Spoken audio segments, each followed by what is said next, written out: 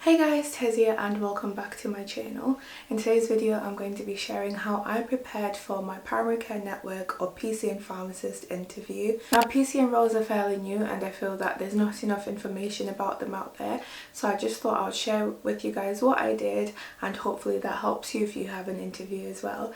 So don't forget to grab a cup of tea to have with Tez and let's jump right in. I guess the most important thing is to read the job description, and that's because it tells you what you'll be doing on a day-to-day basis. So I wanted to make sure that that was something that I wanted to spend my working time doing, and once I got that sorted I then read the person specification. Now this sort of tells you the skills that you require to do that job. So for example, whether you're a team player, adaptive, those sorts of things that you might need for a job. So I made sure that I had examples that matched what the person specification wanted. For example, being a team player would be when I work as part of a team during MDT meetings to help deliver the best care for a patient. Being adaptive is when I have worked at the COVID clinics, even though that isn't technically part of my job role, but it's something that I adapted to do because of the needs of the service. So things like that. So just making sure that you have examples that you can touch on and expand on at the interview if needed. The next thing that I did was to do a quick Google search on the internet to see what my PCN was about, i.e. their values and what they work towards and their ethos, and to make sure that I remember a few bullet points to then talk about at the interview. For example, if they say, what was it about this PCN that made you want to work here? Let's say that the PCN you want to work for has 5 values, including caring, honesty and accountability.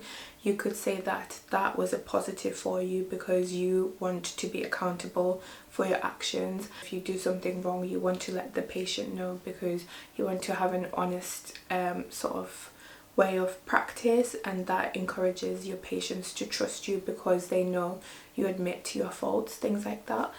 So I guess using the values during your interview and even during your application would be really beneficial because it shows that you've gone out of your way to find out what the actual trust or primary care network believe in. And then after that, it's good for you to Google the NHS DES contract, which is the contract that states what primary care network pharmacists are meant to be doing, including structured medication reviews, because that shows that you have an insight into the 5-year forward plan and how your role fits into that. So if you've Googled that and you know what's expected of you, you can then say whether you're already doing it or what you plan on doing to help you achieve those requirements. So it's good to Google that contract as well. So in terms of question preparation for the actual interview, I remember some of the questions, so I'm just going to run through them quickly and give you an idea of the sorts of questions you might expect to be asked.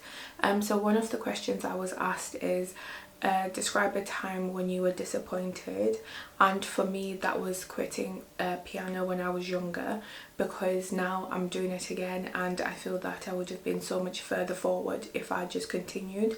But because now I'm doing it and I want to do it and it's a hobby, I feel that I'm more passionate about it and it's something I'm more excited about doing instead of something I had to do as part of school. So that could be an example. It doesn't always have to be work related. They also asked me about a service development that I did, so mine was based around my diploma and my previous role, and I was able to expand on that. And then they also asked me about what I would do differently, and I guess that's part of the limitations of that service development which I did before. So I was also able to bring those skills around, and it shows that you're reflective and you, even if you've done something, you can see how you can make it better next time you do it, which is always good because we need to always reflect on our practice to see how we can be better next time. It's also good to know who else you'll be working with in the GP surgery, and you can find that information in the NHS DES contract that I mentioned before. So for example, they'll ask you who else do you expect to be working with, like members of the MDT, and you can say physiotherapist. Let's say your patient has osteoarthritis and maybe they've tried the pain medication route and they want to try something else. You can refer them to a physiotherapist. You can also refer them to social prescribers who can lead them to exercise classes or things like that. So just having an awareness of who else is in the GP surgery and how they can help you be the best and do the best for your patient. And then I think they asked me how I would integrate within the wider team. So when I started my previous role, I was working from home, and that was really difficult because I was asking people to do things and they didn't know who I was. So I guess now that things are starting to open up a bit more, it's a lot easier to just nip into someone's office and introduce yourself, or go to the monthly meetings and maybe bring in cake one morning and say, hi guys, I'm new, like I'm the pharmacist here, whatever.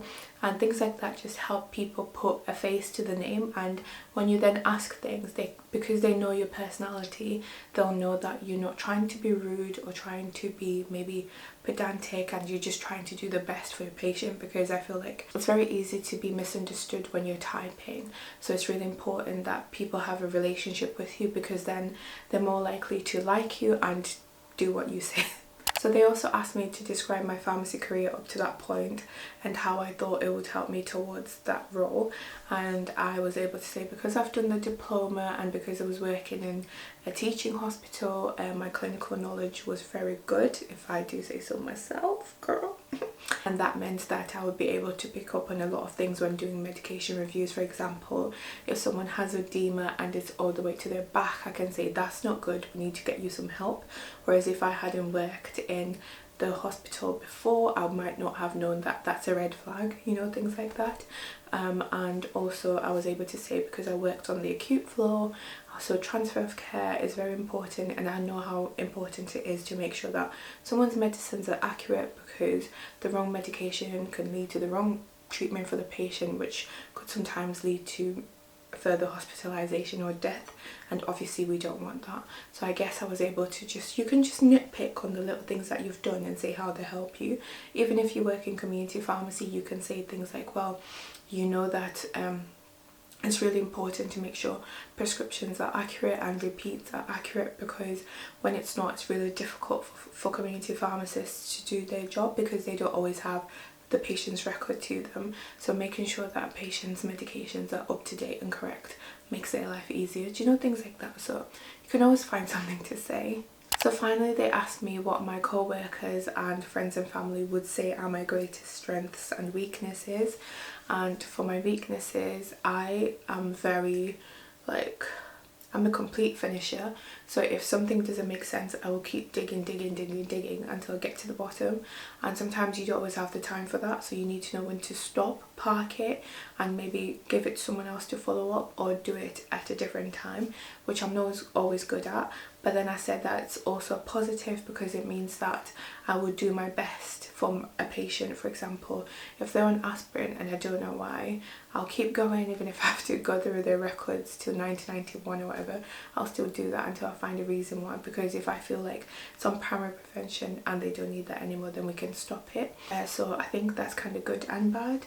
And then I also said I'm quite caring. So I have, for example, booked patients' optician appointments before, because I've not been able to do it, especially if they're diabetic, because it's really important to make sure that diabetics have good eye health. And I've said that in my personal life, that's quite good, because I'm always happy to lend a hand. I'm not, girl, if you have problems and you're my friend, keep them to yourself. Don't care. I'm joking, I do, kind of. Not really, but kind of. Anyway, so things like that. And just remember that for you to get to the interview stage, it means that they like you and they just want to match the person on paper to the person in real life. So really you just have to prove that you are who you say you are, and hopefully you've been honest and they can see that. So that's how I prepared for my interview, and luckily I was successful and I got the job, and now I'm a PCN pharmacist. Anyways guys, thank you so much for watching. I hope you enjoyed the video. Let me know in the comments if you have any questions or video suggestions. Don't forget to tap that like button so the video reaches more people. Subscribe if you haven't already, because it really helps me out. And until next time, bye for now.